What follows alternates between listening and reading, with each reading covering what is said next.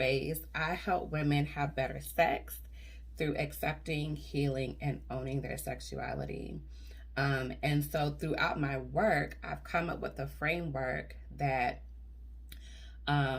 moves you through that process of going from a place where you feel stuck, uninspired, and having difficulty expressing yourself, and taking you from that place to being able to express yourself, to being confident, to being free. And I call that my Be Sexually Confident framework. Be a bee. So the reason why I came up with this framework is because I noticed that in working with women like me, professional, busy, tapped into community resources and work,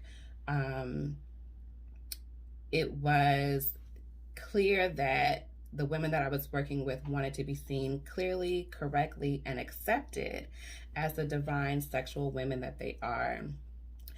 Because when we are in that space of feeling empowered and being seen clearly, we own the bedroom, right? We own the bedroom, but not just the bedroom, we also own everything else around us. Even if we have to fake it to make it, we have that energy behind us that helps us to own whatever space that we're in.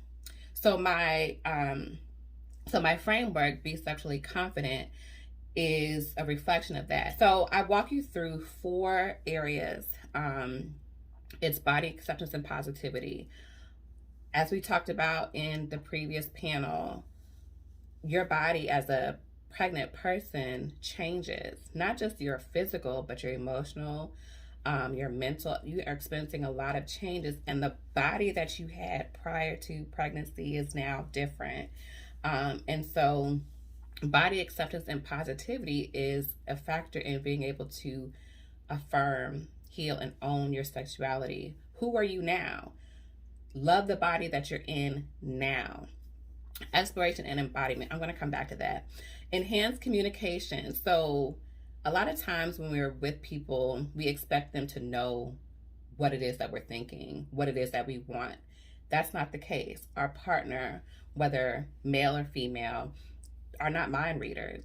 Our platonic relationships, they're not mind readers, right? So having enhanced communication allows you to speak from within clearly and boldly, and to be able to create and flow within and around boundaries.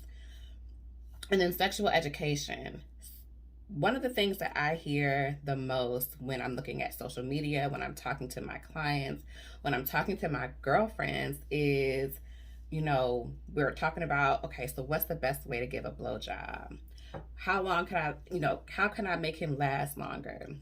I'm curious about, how does it feel when I get ate out, right? We this is how we talk, right? Or, what are the best positions for experiencing this? Is squirt really pee? These are the conversations that we have. And so a lot of times you see these classes being advertised for how to ride, or how to give oral, or what's the best position. And it gets a lot of bad feedback. But the point is that those classes are being offered because there's a reason. And we have to be not shy about saying, I